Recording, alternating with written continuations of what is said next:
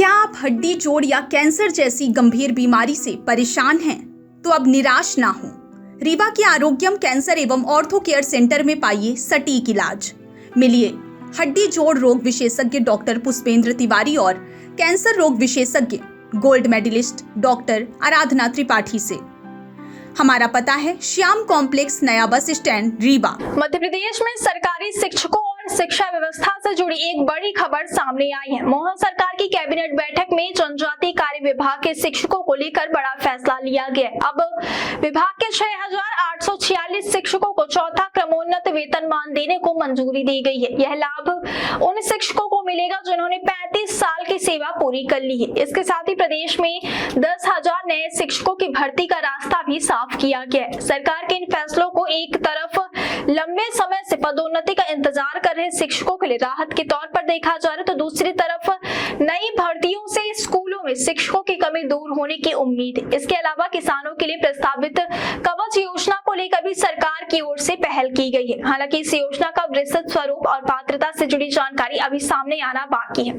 सबसे पहले समझते हैं कि आखिर चौथा क्रमोन्नत वेतनमान होता क्या है। सरकारी सेवा में कई बार कर्मचारियों को समय समय पर पदोन्नति नहीं मिल पाती। पदोन्नति नहीं मिलने की स्थिति में कर्मचारी एक ही पद पर लंबे समय तक काम करता रहता है और उसे मिलने वाला वेतन लाभ भी प्रभावित हो सकता है। इसी स्थिति से होने वाले आर्थिक नुकसान की भरपाई के लिए क्रमोन्नत वेतनमान की व्यवस्था की गई है। इसे टाइम स्केल प्रमोशन भी कहा जाता है। इसके तहत कर्मचारी को पद बदले बिना ही निर्धारित सेवा अवधि पूरी होने पर अगले वेतनमान या फिर वेतन स्तर का लाभ दिया जाता है। यानी कर्मचारी अपने पद पर रहते हुए भी बढ़े हुए वेतनमान का फायदा ले सकता है। आमतौर पर क्रमोन्नत वेतनमान का लाभ सेवा अवधि के अलग अलग चरणों में दिया जाता है। पहले 10 साल, फिर 20 साल और उसके बाद 30 साल की सेवा पूरी होने पर क्रमोन्नति का लाभ मिलने की व्यवस्था रही है। अब जनजातीय कार्य विभाग के शिक्षकों के लिए चौथा चरण भी जोड़ा गया है। इसके तहत 35 साल की सेवा पूरी करने वाले पात्र शिक्षकों को चौथा क्रमोन्नत वेतनमान मिलेगा। सरकार के इस फैसले का सीधा लाभ 6,846 शिक्षकों को मिलने की बात कही गई है। अब सवाल यह है कि आखिर किन शिक्षकों को इस फैसले का फायदा मिलेगा। यह लाभ जनजातीय कार्य विभाग के शैक्षणिक संवर्ग के पात्र शिक्षकों को दिया जाएगा। इसमें सहायक शिक्षक और उच्च श्रेणी शिक्षक सहित नवीन शैक्षणिक संवर्ग के प्राथमिक और माध्यमिक शिक्षक भी शामिल बताए गए हैं। चौथे क्रमोन्नत वेतनमान को 1 जुलाई 2023 या फिर उसके बाद की पात्रता तिथि से लागू किए जाने की जानकारी दी गई है। हालांकि किसी शिक्षक के लिए वास्तविक लाभ की तारीख उसकी 35 वर्ष की सेवा पूरी होने की तारीख पर निर्भर करेगी। अंतिम गणना विभागीय आदेश जारी होने के बाद ही स्पष्ट होगी। अब इसे वेतन की गणित से समझते हैं। 7वें वेतनमान में प्रत्येक पद के लिए अलग अलग पे मैट्रिक्स लेवल निर्धारित है। क्रमोन्नत वेतनमान मिलने पर पात्र कर्मचारी को नियमों के मुताबिक अगले उच्च वेतन स्तर का लाभ दिया जा सकता है। इससे कर्मचारी की बेसिक पे बढ़ जाती है और बेसिक पे बढ़ने के साथ महंगाई भत्ता तथा अन्य वेतन से जुड़े लाभों में भी वृद्धि होती है। इसलिए वास्तविक आर्थिक लाभ हर शिक्षक की वर्तमान बेसिक पे, सेवा अवधि और लागू वेतन नियमों के आधार पर अलग अलग हो सकता है। फिलहाल किसी एक निश्चित राशि को सभी शिक्षकों पर लागू मानना सही नहीं होगा। इस फैसले का एक अहम हिस्सा एरियर भी है। अगर चौथा क्रमोन्नत वेतनमान पिछली प्रभावी तारीख से लागू किया जाता है और आदेश के बाद जारी होता है तो पात्र अवधि के दौरान पुरानी और संशोधित वेतन के बीच का अंतर एरियर के रूप में बन सकता है।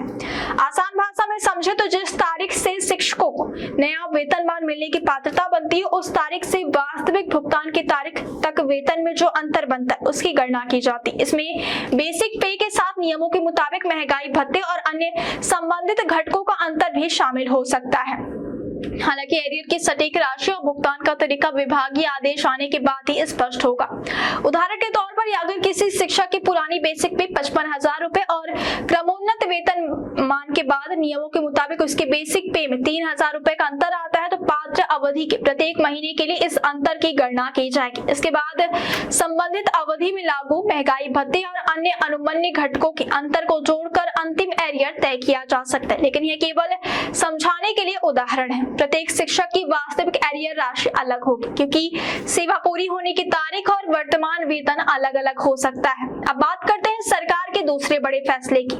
मध्य प्रदेश में 10,000 नए शिक्षकों की भर्ती की जाएगी। लंबे समय से स्कूलों में शिक्षकों की कमी को दूर करने की मांग उठती रही है। खासकर जनजातीय बहुल और दूर दराज के क्षेत्रों में रिक्त पदों के कारण शिक्षा व्यवस्था पर असर पड़ता है। ऐसे में नई शिक्षक भर्ती से खाली पद भरने और विद्यार्थियों को नियमित शिक्षक उपलब्ध कराने में मदद मिलने की उम्मीद है।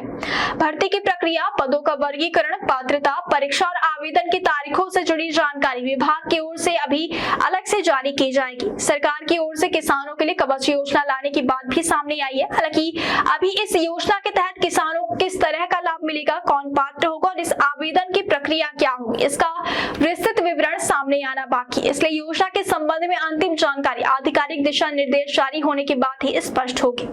कुल मिलाकर मध्य प्रदेश सरकार के इन फैसलों में 3 बड़े पहलू दिखाई दे रहे हैं। पहला, जनजातीय कार्य विभाग के 6,846 पात्र शिक्षकों को 35 साल की सेवा पूरी करने पर चौथे क्रमोन्नत वेतनमान का लाभ। दूसरा, प्रदेश में 10,000 नए शिक्षकों की भर्ती और तीसरा, किसानों के लिए प्रस्तावित कवच योजना।